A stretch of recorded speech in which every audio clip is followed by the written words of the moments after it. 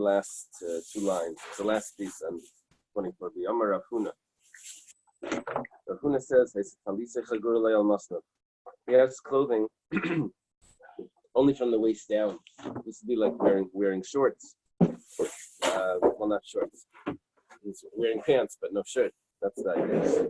So, Mutalikur Kriya Shema. That's acceptable for reciting the Shema to be just wearing pants, but the upper body is exposed. Tanya Nami Hachi, this was also taught in the Bais. Rav Huna is the second generation Amira, is a student of Rav. This is also in the Bais, which is earlier. He has a garment, shalor, or it's leather, shalsak, sakla, chagura al masnav, that's covering his waist, his loins. Mutalikus kriya Shema. That's acceptable for the reciting of Shema, which just needs to have, the erva needs to be covered, the private area needs to be covered. Now we're on top of Kaf Hey 25a, the top line. Aval letfila ad she'echases libe. When it comes to davening, that's not enough. He has to cover his heart. So Kriya Shema is different than davening. Very interesting Rashi here. Rashi says, they have pictures of shorts. No, pictures of Smith Brothers. So, sorry. So when it comes to davening, he has to have more than just his private area covered, but he actually needs to be dressed because he's standing in front of a king. Now the wording of the Gemara at Shechases Liba doesn't tell me that he needs to be entirely dressed. But from the way Rashi explains the difference between Kriya Shema and davening, it would mean that it's not just that his heart needs to be covered, but he needs to be dressed because he's standing in front of royalty. He's in front of a king when he's davening. The wording of Rashi, Aval Kriya Shema Eina Medaber Lefnei HaMelech. You see that? It's an interesting expression. Kriya Shema is like a private statement of accepting Hashem. But davening is you're standing in front of Hashem. That's it. Kivam Rav Huna. Rav Huna says another statement. Shachach v'nechnas b'tefillin l'beis hakisif. Someone forgot, and he wears his tefillin into a bathroom. Now he's using the bathroom. Miniach yadei aleim ad sheyigmar. So he's already using the bathroom. So he puts his hand over the tefillin, assume the head tefillin, possibly, until he completes. So he's sort of covering it until he finishes doing his needs. Gemara says, he waits there with his tefillin until he finishes everything that he has to do in the bathroom. Rather, it's what Rav Nachman Bar Yitzchak says, until he finishes the first discharge of mass. Then he's already, so that first discharge that he has, that he covers the tefillin, and then afterwards he can remove them. It's not until he finishes everything. The extra virgin. What is this? The extra virgin. Okay, I got it. So the Gemara asks, why doesn't he? Extra virgin? Olive oil. So he says, why doesn't he leave right away? Mishum de Reb Shimon ben Gamliel. Because of what Reb Shimon ben Gamliel says. It says the Tanya Reb Shimon ben Gamliel, this Gemara we had before several times actually. Says, if someone holds himself back from going to the bathroom, so maybe suddenly they had draken. It brings a person to dropsy. What is that dropsy? Somehow the stomach swells. Sila nachayzer. Rashi says. Oh, how do I know the dropsy? I looked in both the Steinzot and the Artsville. They both have the same word. I'm sorry. What is it? And let me read you. Rashi says that the stomach swells. No, an old term for the swelling of soft tissues due to the accumulation of excess water. So it's edema. Like too much salt. In this situation, he covers after he finishes his first drop. He removes the tefillin. He still sits there in the bathroom with the tefillin in his hand? No, he probably removes them and puts them outside or covers them or whatever. Got it. We're just saying that his very first mass that he releases, that he should not hold back because that could cause illness. They say here, I'm sorry, they say, thus the person might have a demon due to congestive heart failure, but in this case, if he's holding it back, he's causing urinary retention. Too much urinary retention could cause kidney disease because it could eventually back up. Right. That's the next. Kidney failure can also go and present as a demon. Oh, but the next piece of the Gemara says, "Sila nachayim maybe sadam the yarka." If he holds back his urine, so that could bring a person to jaundice. Yarkin is jaundice. Right. That's also true. Okay. This is why it's tough being a doctor. They go all these things. You see a book. There's a book that you would like. It's called The Kosher Code. Yeah. That was really jokes And of it was- the Catskill. And it was that's a my job. doctor and a rabbi. You can get a hold of it. Kosher code. Yeah, it was a doctor and a rabbi from Boston that are learning Hilchos Treifus. And the doctor is comparing the Gemara to Galen and all like early medicine and what they know about it. It's very interesting. Okay, Itmar. It's a statement of Amiraim. We had before machlekes in between Rav Huna and Rav Chizda. Yesterday we had a machlekes where Rav Huna says that Rabbi Yochanan says that you can cover your mouth while you're reciting Shema as you're walking through dirty places. Rav Chizda says, by God, even if Rabbi Yochanan himself would tell it to me, I won't accept it. You can't do that. Rav Chizda is much more strict in these areas. Rav Huna is more lenient. So now we have Saya al-Basari. Someone has feces on his body, on one part of his body, even if that part of his body is covered. So it's not like exposed. It's just that his body isn't clean. So a yada menachos basic or let's say he has one hand that's sticking into the bathroom. I don't know, it's going into the curtain, let's say. The Rav Huna says, okay, he can recite the Shema because he's not in the bathroom. And let's say that whatever the feces are covered, Rav Chizda says no, he's not perfectly clean, his whole body. I'm a Rav, in my time with the Rav Huna, Rav says, what's the reason for Rav Huna? Rav is several generations removed. No, well, he's 2 generations, 1.5 generations removed from Rav Huna. Rav is a son-in-law of Rav Chizda, actually. So, what's the reason for Rav Huna?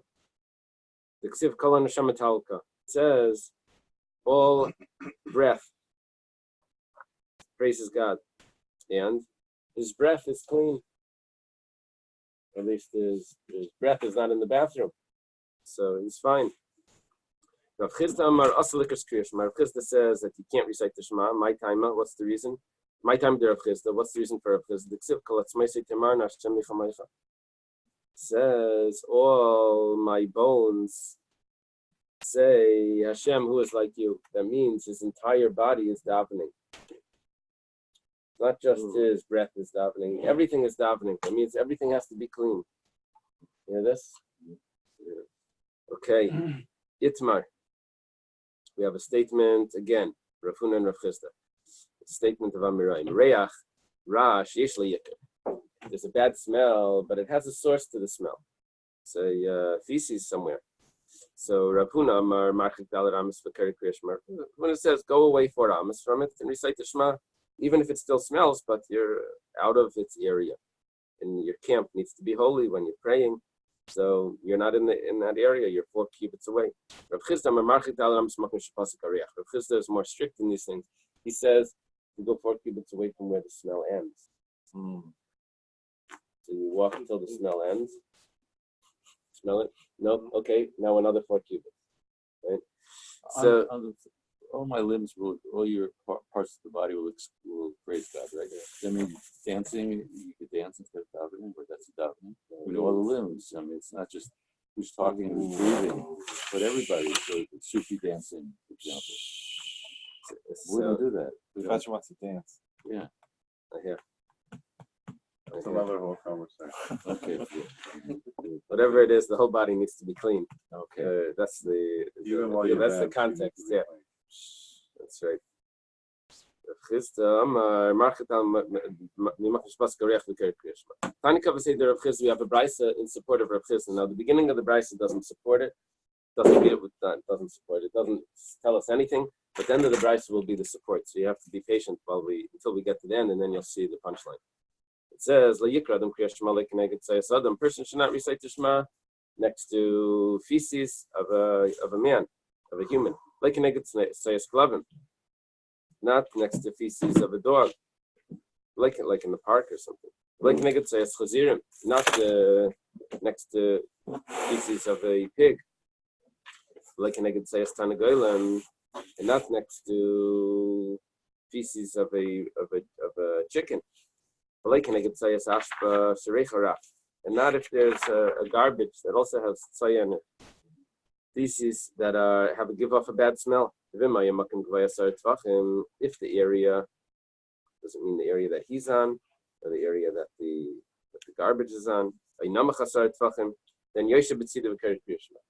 And he can sit next to it because it's in a different area. It's removed from him. And he can recite the Shema. Vim Lav. If not, then Marchik Malayenov, he has to go away, far away as far as he, so it shouldn't be in his sight. I thought chicken droppings didn't have like a big odor. Well, I'll mention that. Give me a minute. And we'll discuss from Taisvus. The Chen L'Tfila, and the same thing, we said this is Kriya Shema, and the same thing applies to prayer. But what's the point? What are we trying to bring out here? Is the following line. Reach Rash Yesh L'Yikar, Marchik Dalaramis Makam Arech V'Keret Kriya Shema. Support of Rav Chisda. That a bad smell that has a source, so you have to go 4 amas from where the smell ends. That's the support of Rav Chisda. So, 1 second before I get to place for some Rava. Rava says, "Less hilchasuki hamas nisa." Rava says the halacha is not like this brisa. Elaki hadatanya. The halacha is like the following brisa. The following brisa says, "La'yikradam kriya shema." Person should not recite the Shema like keneged sayas adam, not in front of human feces, like keneged sayas chazirim, not feces of a pig, but like keneged sayas klavim, and not feces of a dog. There's manshanas and eretz l'seich, and that's only if you put leather inside to do the tanning process. And apparently, according to Rashi, they would use feces of a dog and pigs as part of the tanning process, and it would create a smell. Now, if you would put the leather into it, then the smell would get worse. I guess agitated or something. Then the smell. So if you put the leather in it, then that would be where the smell is no good. But if you didn't put any leather in it, then it's fine. Now, if you look at this, is it the leather that's making the smell, or I think is it's it the fact agitation. that they use more feces in the tanning process I don't know. and they rub it? I don't know. Everyone see his nice jacket today. Yeah, that's not. I don't know. I don't know what it is, but maybe in the commentaries they have more. Is it the jacket that's making the question? Taisvus says that if you compare the brises here, compare. You see, Rava says we don't go like the first statement; we're going like the second statement. But if you compare them carefully, you'll see that in the first statement there's extra details there. For example,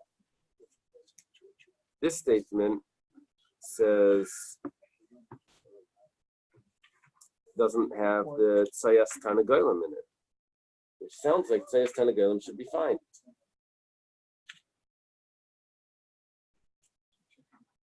Missing chicken. So, missing chicken, right? So Tosfos then says that if the second brisa doesn't give us that, doesn't tell us anything, then it could be that it's usher. See, the second brisa says that if you put leather into it, then it's usher. But if you don't, then it's permissible. The second brisa doesn't mention the chicken, so we only have that source in the first brisa, and it would be prohibited. But he says, Rabbi Yehuda says, Tosfos quotes, that only if it's in the chicken coop. But just regular chickens that are going around in the house, it's not a problem. There's a smell in the chicken coop, probably very It's much concentrated. worse. One other point is Tosfos over here quotes that Rashi explains that they would use feces of dogs and pigs for the tanning process, but not human feces. And based on that, he says that the whole leniency here of only if you put the leather in is it prohibited, that's only on those two, but human feces is prohibited even without any processing or anything. They asked the question of Rav Sheshas. Sheshas is a student of Rav Huna. Reach ra she'ein lo yiker. This is a bad smell, but it has no source to it. Probably someone passed gas or something like that. Tosfos adds an interesting point. He says that our bathrooms, 700 years ago, which was a deep pit that was covered. I guess that was a bathroom in Europe. So if the covering is, if there's a good covering over whatever that pit was, so that would be a reach rashi in yikr because the smell is still there, but the actual feces are covered. So this would be relevant for that. Our bathrooms are another step removed of that. It's not that the feces are covered; they're taken away, with the plumbing that goes away. So that could be even a step removed, or it could be, but it could still be. It smells. It's a reach ra, the reich rashi in yikr. So there is relevance to this. Mahu. This relevance to all of these things, especially if you are in a preschool or something, babies in the house, there's diapers. It's relevant. Okay, Amar Lehu. Rav Sheshas responds, Asu, come. Chazu Hani Tzifi de Beirav. Look at the mats that are in the yeshiva. They have beds in the yeshiva. I don't want my students to read this. The Hani Gano Vahani Garsu. Some were sleeping and some were learning. So, and the assumption there is that those that are sleeping could be passing gas in their sleep, and there would be a smell in the base medrash, I guess. Thursday night. So, this is only that they're still allowed to study. This is proving that you're allowed to study if there's a smell that has no source. But when it comes to Shema, no. It needs to be. What's exactly the difference? I guess Kriya Shema takes less time. You can go somewhere. But Torah, the whole time they're going to be there. Is it just because it would be too difficult? Because how are they supposed to learn in the yeshiva? They can't be in the yeshiva. It's not temporary. No. Right. But I'm asking, why is there a difference between Torah and Kriya Shema? I guess Torah they're learning the whole day. That can't be avoided. But Kriya Shema, step outside and recite the Shema. The divrei Torah nami lo yamin al dechavri. Avol didei loy. And the same thing would apply to if it's this is counterintuitive. This is a smell that's coming from his friends, not from himself. From himself, that he could avoid. That's the same logic. He's in a room with a whole bunch of people, and he can't avoid it, but it's himself, he can move away or whatever. Okay, Yitzmar, another statement. If there happens to be someone that's carrying feces, maybe in a pot or something, or maybe it's someone that's walking by. You're going to do cannery. Yeah, it's on his way. They would have to remove this when people go camping. They have in the RV they are empty it. So abayam, if it's moving, so you're stationary and someone is walking by you and you want to recite the Shema. So abayam or mutter. Bais says he's moving. That's not considered like he's in your space. And mutter likus kriya shema. And Rav Amar also likus kriya shema. Rav says no, it's forbidden. So Rav takes the stricter side here. Amar Abaya. Abaya says, Mina, how do I know this? That it's permissible. The Tanani quotes a very interesting source. He says there's a Mishnah that says the following. Let's say there's someone that's tamei, maybe with leprosy, and he's under a tree, and there's someone that's tar that's walking by also under the tree. It becomes tamei because the tamei person was stationary. The person walking by is moving, he becomes tummy when he goes under the same tree. Torah mitachzil. Let's say there's a Torah person under the tree. He's there sitting under the tree, standing under the tree. The tummy over and a tummy person walks by also under the tree. He's tar. He doesn't become tummy from a tummy person passing by. B'mamad. But if the tummy person stops, he stands still, then he becomes tummy. Wow. So that means that while he's moving, he's not in your area. He's in his own on his own track. The same thing would apply to a stone that has tzaras, not just to the person that has tzaras. That if someone is moving the stone, if it doesn't stop, it's not considered in your area. Rabbi says, says it's not a good comparison. There's a wording by the Mitzvah that says that he dwells. Badad Yeshiv, he dwells alone, or he sits alone. Outside the camp is his dwelling. That means he's only going to give off Tumah if he stops, if he's in a way of dwelling. However, over here we need the camp to be holy when he's reciting the Shema. Amar Rachmana, Hashem says, V'haleka. And you don't have that because just because it's not stopping, but the fact is, right now, he happens to be in the under the same area or in the same area that you are, and it smells. So Yamar of Papa, it's not the smell; it's the feces that are there. Amar of Papa. Regarding the stone that they're moving, it says that in the pasuk that it can't touch it. So,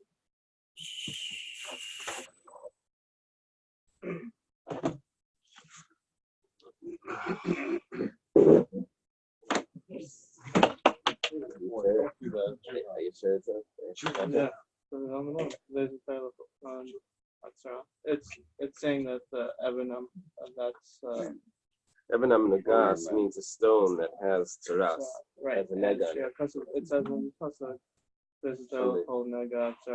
Oh, you don't have it?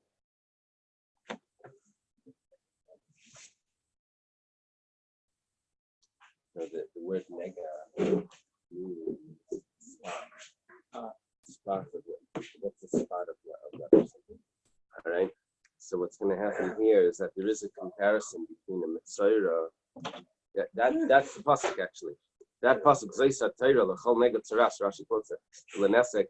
That compares the stone of leprosy to the person that has leprosy, which has the same halacha, that under the same tent would give up tumah. Kemar Papa. Papa says, Pi chazir k'tzei averes tami. The mouth of a pig is like tzei averes. Oh. Now, Rav Papa is just adding more examples to the machlekes of his teachers. He's a student of Abaya and Rava. So machlekes Abaya and Rava regarding tzei averes. You see Rav Papa in bold here. He's under Abaya and Rava. So he's saying that there's more incidents that they're arguing about, and one of them is pi chazir. It's always in hanging around the garbage.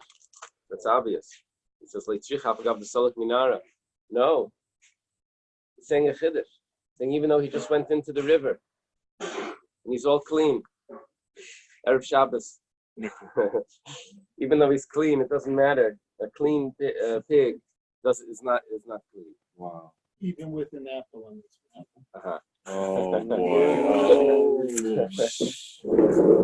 Amar Rav Yehuda. Rav Yehuda says, this is interesting. It gets into are these halachas that we're learning deraisa or derabanan? So look at this. Safek tzaya asura. If there's a doubt, if there's tzaya, if there's feces, that's prohibited to recite the Shema. Safek meraglayim mutarim. But if there's a doubt, if there's urine, that you're allowed to recite the Shema. Ikadamri. Some say it's slightly different. Amar Rav Yehuda. Safek tzaya b'bayis mutaris. If there's a doubt, if there's feces in the house, that's permissible. Maybe you don't have to assume that it's there. If you're not sure, you can recite the Shema. But ba'ash basura. But if you're in the garbage area, then and there's a doubt, then it's prohibited. Safek meraglayim. But if there's a doubt, if there's urine, then even in in the garbage area, it's also permissible. The Gemara explains. Savalaki had Rav Hamnuna. Rav Yehuda would follow the opinion of Rav Hamnuna. Rav Hamnuna's later, but it means that it's following what this logic of what Rav Hamnuna says. Rav Hamnuna,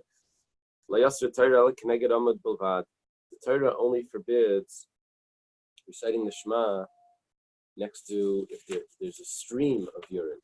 That means the person is in the middle of urinating. Then you can't recite the Shema right then. But just on the floor, that's not prohibited by the Torah. Rabbi Yonason, like Rabbi Yonason says. Rabbi Yonason is Tana. Rabbi Yonason, Rami, Rabbi Yonason poses a contradiction. This contradicts what we just said before about covering his tefillin when he's urinating in the bed. If there's a stream. No, that was. Yeah, so if there's a stream, then it's prohibited. Over there, he was when he forgot. And he enters into the bathroom. Over there is when he forgot specifically. However, the tefillin, okay. So Rabbi Yonason Rami, Rabbi Yonason has a contradiction. It says, one pasuk says, he should have a place outside the camp and he will go there to use it for the bathroom. Very important halachas. You have to keep the place clean. And you're not supposed to use the camp area for the bathroom. It also says, you should have a shovel. The Chisi says, you should cover up the excrement. Okay, son. One place doesn't say to cover it up. Other pasuk says you have to cover it up. So that's a contradiction. Do you have to or not? So the Gemara answers, kan b'gdel, kan b'ktanim. Depends if it's extra, if it's feces or if it's urine. Alma ktanim layasoter l'knegadam bilvad. That's a proof that if it's on the floor, you don't have to cover it. The Torah only forbids talking of Torah, reciting the Shema, if it's in front of the stream of urine. But if it falls on the ground, it's permissible. That's only a rabbinic decree. When did the rabbis make the decree? If it's definitely there. But they didn't make the decree on the suffer. This explains, if you accept this logic here, this would answer a question. There's a machlekes between the Rishonim, if we say suffix goes like this: that when the rabbis make a decree, we have a biblical obligation to follow the rabbis. It's machlekes exactly what type of decree. It's machlekes Ramban and Rambam. But if the rabbis interpret something in the Torah, then there's a biblical obligation to follow the rabbis. The question is, why is every suffix derabanan l'kula? If the Torah tells me suffix deraisa is l'chumra, suffix derabanan is l'kula, so why do we make a distinction between what the rabbi says in a doubt and what the Torah says if it's a doubt? In the case that it's a doubt, it's always the same thing. The answer is that the rabbis only made the decree on when there's no doubt. They never made the decree on the doubt. That would be an answer. That's what's happening here. Okay, again, if I have a Torah law, let's say this is a Torah law, and I have a rabbinic law. Now, I'm not sure if I'm violating the Torah law right here, so I have to be strict. I'm not sure if I'm violating the rabbinic law right here. I can be lenient. The question is, every rabbinic law is also a biblical law. The Torah tells me I have to follow the rabbis. Right. So how could I be lenient here? And the answer is that the rabbis only made the law when it's definitely a violation. They never said that if there's a question, they have to follow it. They only made it on the what's definite, on the vadai. They didn't make it on the suffix. So, and that's what we're seeing over here as well, that the rabbis made a decree on that you can't recite the Shema when urine is on the floor. The decree is only if it's definitely there. Like a puddle.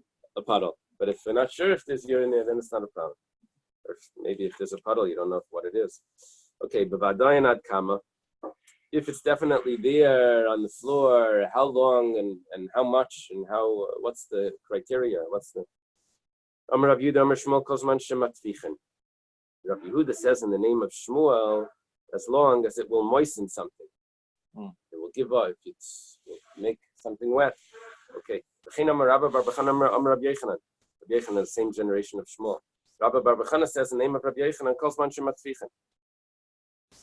We have this law coming from Bavel and from Eretz Yisrael. V'chein Amar Ula calls man shematfichen. And Ula, who was the traveler, says the same thing, that if it's wet, then, or if it will make moist, then you shouldn't recite the Shema in front of it. Geniva Mishmei de Rav Amar calls man sherushuma nicker.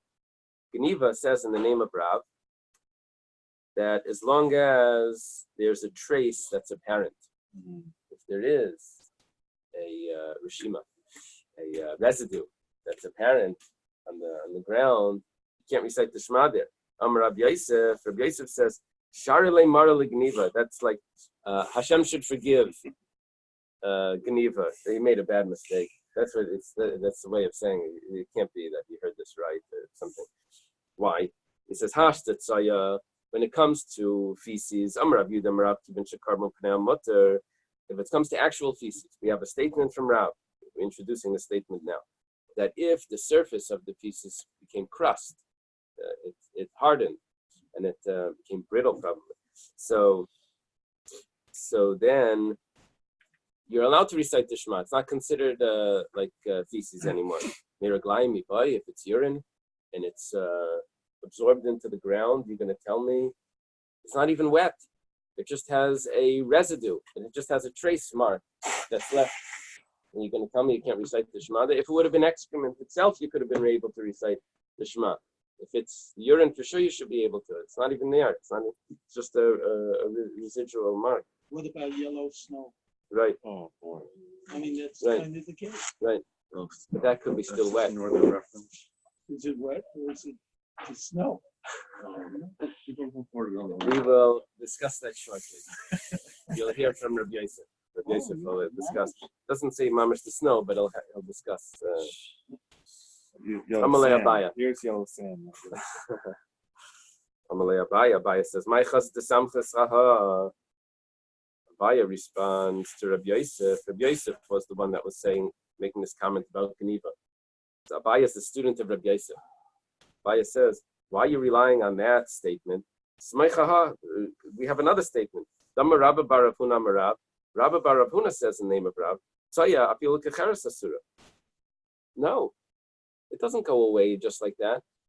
Just if it's crusted, it's not considered excrement. No, even if it's brittle like clay, it's still forbidden. Same thing will apply to the urine. If it's, I guess that's a comparison. If the mark is still there, then it's similar to being brittle like earthenware. How does that work? What is the criteria of feces that's brittle like clay or earthenware? Amar Rabbi Bar Bechana Rabbi Yochanan. Rabbi Bar Bechana sent him Rabbi Yochanan. Huh? Yeah. Kozman shezar kavein nefreches. People look for a new thing to do their PhD on. So you can choose any topic that you want. But it's hard to imagine someone taking a topic like this, even though it's hasn't been trodden upon yet. These areas. So you can get your 7th PhD. That's right. How far can you throw a couch? Oh, this one's good. The Kozman shezar kavein nefreches. Rabbi Yochanan, Rabbi Bar Bechana says, name of Rabbi Yochanan. If you could throw it and it doesn't crumble, so then Like a snowball, right? A hot ball. So then it is. And you become muscle because you just threw something like that. On the hands, yeah. No, so then it is Tzaya Kecheres. Then it is considered that it's still Tzaya, right? Yeah. Once it crumbles, then it's once it would crumble, then it's not considered feces anymore. And some say that if you roll it and it doesn't crumble. Now Rashi says the second opinion is more machmer. Why? Because they say that if you throw it and it crumbles, that's not a good enough test. You see if it crumbles even when you roll it, which you're not agitating it so much.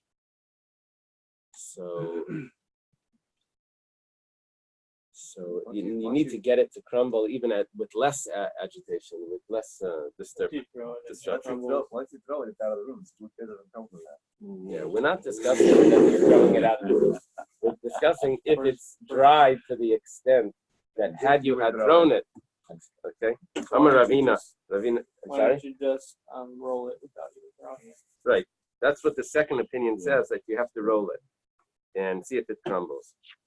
But it doesn't mean that the mamish have to roll it. It means it has to be dried enough that if you would have rolled it, rolling it. Amar Ravina, Havikim Nakamid Rabbi Yehuda Midifti. Ravina says, I was standing in front of Rabbi Yehuda Midifti, and Chaza, he saw Tzaya. I guess they wanted to talk Torah or recite the Shema. Amali Ayini Karma Panay, like he says, check if it's crusted over. I'm not sure what type of test he had him do. You check. You check it. You check. Okay. Ikadamri Hachi Amalei. Some say that he said it a little different. He says, Ayin imafli aflui. Check if it has cracks in it. And cracks in it would have meant that it's dried. My havi Allah. What is the final conclusion here? Rashi says that we're asking about the urine. But although the Gemara is going to give us a conclusion about both tzaya, both feces and urine. Itmar. So the statement goes like this. Tzaya kecheres.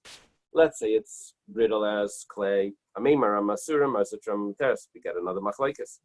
Is that good enough? Amarava. But Rava says hilchasa tzaya kecheres asura. If it's brittle like clay, that's not good enough unless it would crumble.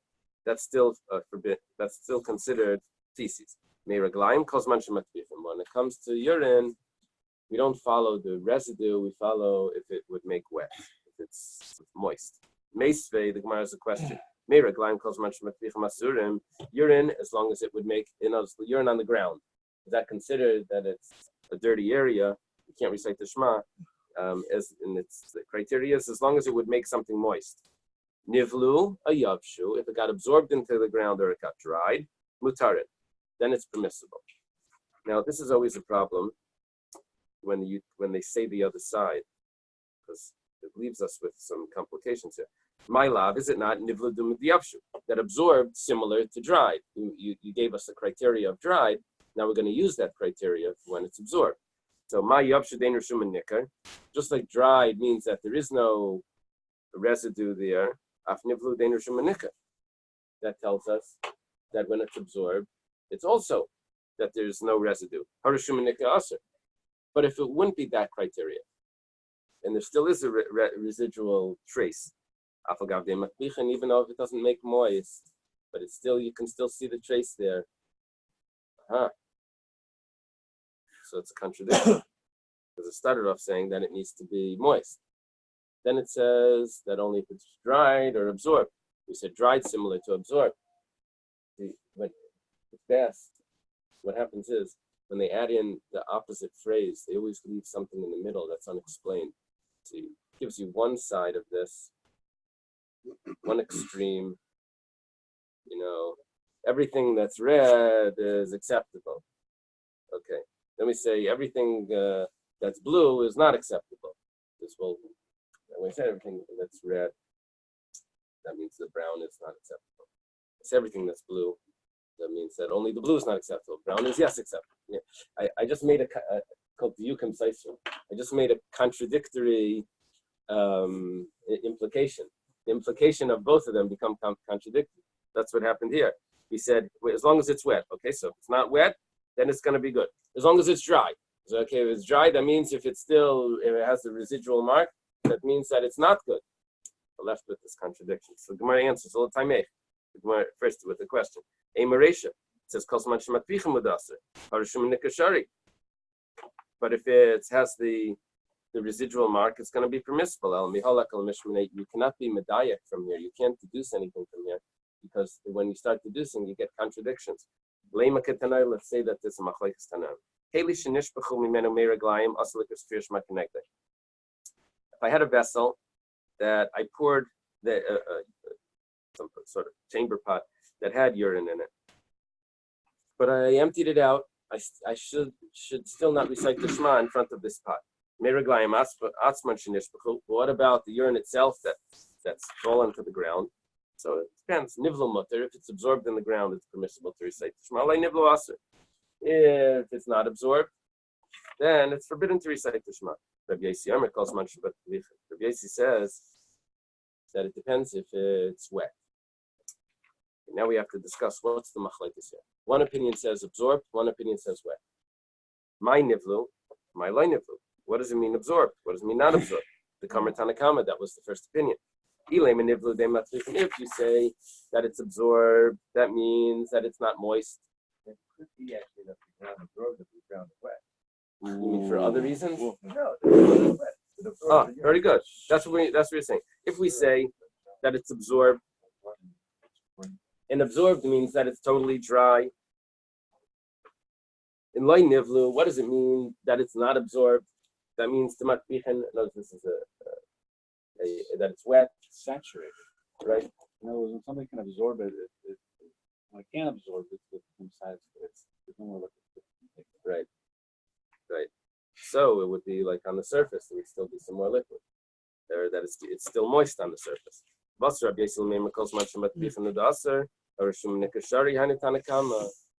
have a problem here. We have two opinions arguing. Turns out they're saying the same thing. This one says when it's absorbed, it's okay. This one said, by the way, absorbed means that it's dry. This one says when it's dry, it's okay, which means that it's absorbed. And they're arguing, and they end up saying the same thing. So it can't be that absorbed means that it's dry. Rabbi, before the vessel shattered, were they allowed to say Shema while the urine was in the vessel? You know, like in a hospital when you have that thing cooking. It was covered. We're going to see that in a moment. We're going to see that on the next page. So the Gemara says like this: what does it mean absorbed? That's the opinion of the more strict opinion, that there's no trace mark. There's nothing that's apparent there. Not absorbed is the Rishum Nikar, that it's still apparent. Rabbi Yossi is more lenient. He says if it's trace mark, if there's apparent trace, so that's going to be permissible. The Gemara says, so what do we have here? That we have a machlekes between the Tanakama and Rabbi Yossi. If urine that's not moist but still has a trace mark apparent on the ground, if that's acceptable to recite the Shema, which is exactly the machlekes that we had before between Geniva and the two statements in the name of Rav. So the Gemara says, what comes out is we have machlekes Tanaim based on which is exactly the same as those two statements. The Gemara says like the Kuli Alma calls Menachem so really, everyone holds that if it's moist, it's aser, and Rishum Nikar is shari, and if it has a trace mark there, it's permissible. This is an expression of a criteria of describing how wet something is. So if it's wet enough to make what touches it wet, so that's considered wet according to the Tanakama. And according to Rabbi Yossi, even if it won't make what touches it wet, but it itself is wet, because if you touch it, it's wet. But when you look at your hands are not wet, but it's wet. So Rabbi Yossi would say that's also considered wet. You follow? You take a towel, you squeeze it out and let it dry a little bit, it's still wet. It's still wet. Right? It's still damp, but it's not going to make other things wet, the table, clothing, or whatever you put it. Okay, so that's the machlekes Tanakam and Rabbi Yossi. That's what we come out with. Yarad Litbol and Yechalales. The Gemara over here says someone's going to the mikveh, and it's almost time to recite the Shema. So we said if you can recite the Shema before it becomes Neitzachama, then you should recite it. Otherwise, he should get up. If he's able to get up and get out of the mikveh and recite the Shema, then good. Otherwise, he should recite it in the mikveh. Now, Lema Tana Stomach Rebel Eliezer. It sounds like we're emphasizing that he should recite the Shema in the mikveh because it's about to be Neitzachama. That sounds like he's going. Thank you. Delivery. It sounds like Smell those. that sounds like we're passing like Rabbi Lezer that the time for Shema is Neitzachama, Damar Ada Neitzachama. The Gemara says no. That's not a proof. You see, we have a machlekes. When's the time for Shema? Is it sunrise or is it 3 hours into the day? Those are machlekes, Rabbi Lezer and Rabbi Yeshua. Now we have a Mishnah that says that he should recite the Shema in the mikveh because it's almost Neitzacham. It sounds like we're passing like Rabbi Lezer in a stam Mishnah. That would mean that the halacha would be like the stam. Because whenever you have a machlekes and then you have a stam, the halacha is like the stam. Stam means anonymous. You have an argument and then an anonymous. It sounds like you're pasking.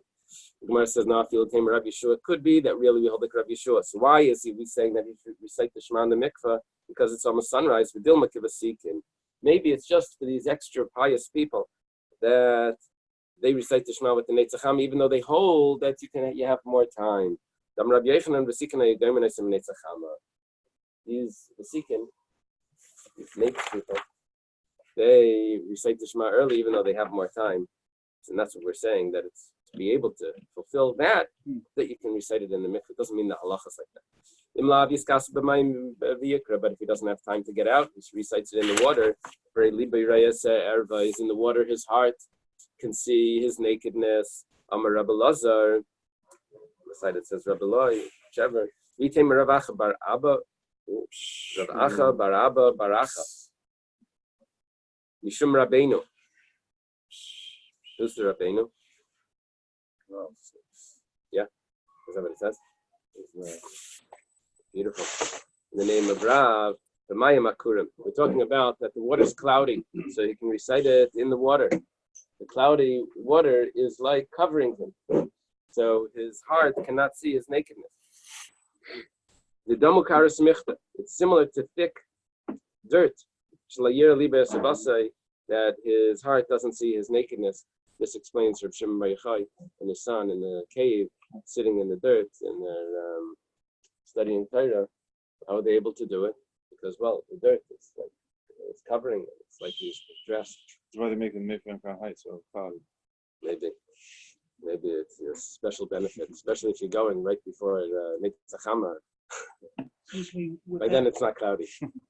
It's cloudy at 11. Even with clear, didn't we learn something a few days ago in relation to fish that I don't remember what it was, but because fish is in the water, like it's always covered. Yeah.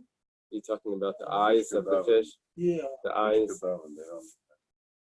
I don't remember what it was, but that's which was because they were in the water. They're covered. Therefore, it's He considered said covered. that maybe you're referring to what they asked about Rabbi Yochanan, aren't you afraid of Ayin Hara? And he said, no, I'm come from Yosef, and that's compared to fish. And Yeah. Could be that case. Excellent. 2 points. That's good. Let's see if we can. I try to figure out that actually sound rough. Well, I gave it, but I couldn't remember. Let me just Mayim Tzlulim, clear water. Yeshiv Bemat Savari. You sit in them until your neck occurs and you can recite the Shema. The Yeshem, however, some say Eichem Baragla, you kick up the dirt from the bottom to make it cloudy. The Tanakama, with the first opinion, how can you recite the Shema if the water is clear and his heart can see his nakedness? We already have that. There's opinion that says it's acceptable. But what about his heels can see his nakedness? See, according to that opinion, that your whole body is stopping. So even your heels should not be able to. He says, no, that's permissible. Itmar, there's a statement like if his heel sees his nakedness, it's permissible. Negeya. What about if it's heel, he's sitting like in Indian style, and his heel is touching his private area. Rabbi says that's forbidden. Rav says that's acceptable. Rav Zvid Masni Lashmaita Hachi. Rav Zvid taught it the way we taught it. However, Rav China Breder Ravika Masni Hachi. He teaches it slightly different. Nageya Divrei Kalasir. Everyone holds that sitting Indian style is forbidden. If his heel is touching his private area.